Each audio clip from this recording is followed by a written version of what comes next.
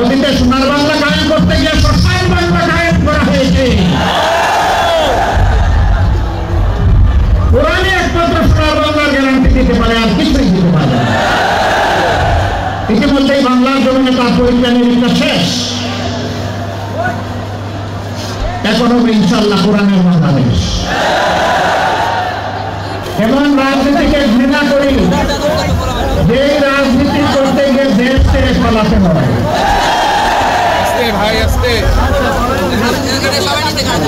আসুন এমন জীবন গঠন করি যেই জীবন সর্বাবস্থায় আমার জন্য সম্মানের হয়, পাশের রশিতে ঝুললেও যেন সম্মানের হয়,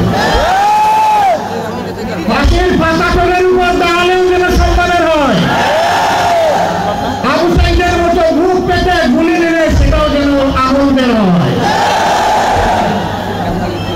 এমন জীবনে রাজনীতিবিদের জীবন হওয়া উচিত। ৫৩টি বছর এক এক করে চলে গেল, আমরা আসলে সত্যিকার অর্থে স্বাধীনতার স্বাদটা পেলাম না। এর আগেও ৪৭-এ একবার আমরা স্বাধীন হয়েছিলাম, তখনও পেলাম না। এখন ২৪-এ মানুষ বুক করা আশা নিয়ে, বুক পেটে দেওয়া গুলি নিয়ে মানুষ আশা করেছিল যে ২৪-এর পরে সমস্ত দুঃশাসন এবং সমস্ত দুর্নীতির অবসান হবে। আমরা কি মুক্ত হতে পেরেছি? আমাদের সন্তানেরা একটা বিশাল স্বপ্ন নিয়ে তারা জীবন দিয়েছিল। আমাদের প্রিয় সন্তান বুক পেতে ডানা মেলে বলেছিল, বুকের ভিতরে তুমুল ঝড়, বুক পেতেছি গুলি কর। কি সেই ঝড়? সেই ঝড়টা ছিল সমাজের অন্যায়, অবিচার, দুর্নীতি এবং দুঃশাসন। কোন যুগেই যুবকরা কখনো দুর্নীতি এবং দুঃশাসনকে সমর্থন করে না, বরঞ্চ তার বিরুদ্ধে গর্জে উঠে, প্রতিবাদ করে, প্রতিরোধ করে, যুদ্ধ করে বিজয়ী হয়। হয় শহীদ হয়, না হয় গাজী হয়, মাঝখানে আর কিছু থাকে না। ২০০৯ সালের ১০ জানুয়ারি আওয়ামী লীগ ক্ষমতায় আসার পর ২০২৪ সালের ৫ই আগস্ট পর্যন্ত যেই দলের সবচেয়ে বেশি সংখ্যক শীর্ষ নেতাকে খুন করেছে তার নাম হচ্ছে বাংলাদেশ জামাত ইসলামী। এক এক করে ১০ জনকে খুন করেছে, আর আল্লাহ একজনকে বাঁচিয়ে রেখেছেন।